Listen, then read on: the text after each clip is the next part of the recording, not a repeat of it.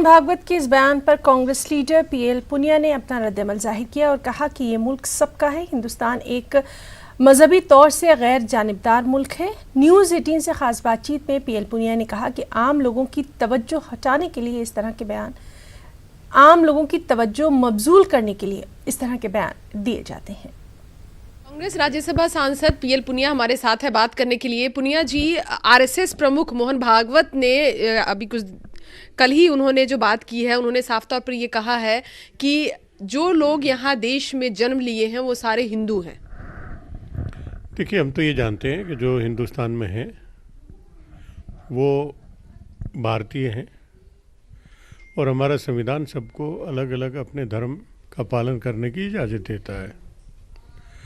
आज सवाल जो नौजवानों के सामने है, बेरोज़गारी का, जो महंगाई का सवाल है, जो चूल्हे तक महंगाई की धमक है, हर सेक्टर में स्लो डाउन है। लोग इस तरह के बयान नहीं सुनना चाहते। लोग सुनना चाहते हैं कि सरकार इस मंदी से उभरने के लिए क्या रणनीति, क्या रोड मैप लेके आ रही है, और इसी से छुपाने के लिए उनको बताना ना पड़े, क्योंकि ये अक्षम है। ये उनको छुपाने के लिए, असली समस्याओं को मुंह मोड़ने के लिए वो इस तरह के मुद्दों को उठाने की कोशिश करते हैं।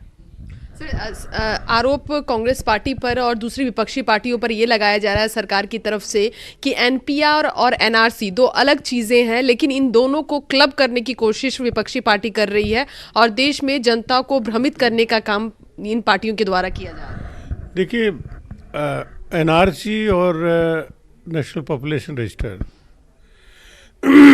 दोनों एक हैं। वो तो ये खुद मानते हैं, इन्होंने खुद कहा है कि एनपीआर एक आधार बनेगा एनआरसी के लिए, तो खुद बताएं। और ये कह देना कि एनआरसी तो अभी कुछ चर्चा ही नहीं हुई है।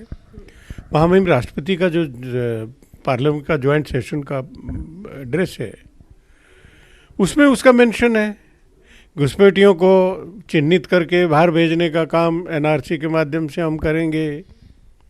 और जो राष्ट्रपति जी का अभिभाषण है वो बाकायदा कैबिनेट से अप्रूव होता है, डिस्कशन के बाद अप्रूव होता है।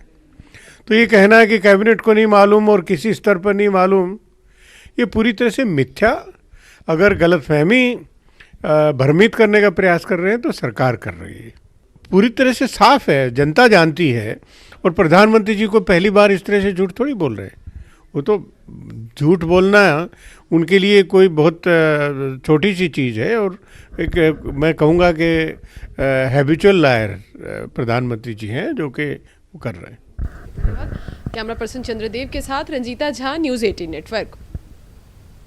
भोपाल से रुकने पार्लियामेंट साध्वी प्रज्ञा सिंह ठाकुर को अजीबोगरीब सूरत हाल का सामना करना पड़ा, वो भी अपने ही पार्लियामानी हल्के में। दरअसल कल भोपाल यूनिवर्सिटी के तलबा से मिलने पहुंची साध्वी प्रज्ञा सिंह ठाकुर के खिलाफ दहशतगर्द वापस जाओ के नारे लगाए गए थे। इसके बाद साध्वी प्रज्ञा सिंह ठाकुर ने तलबा के खिलाफ कार्रवाई का मुतालबा किया और जवाब में साध्वी ने तलबा को गद्दार कहा।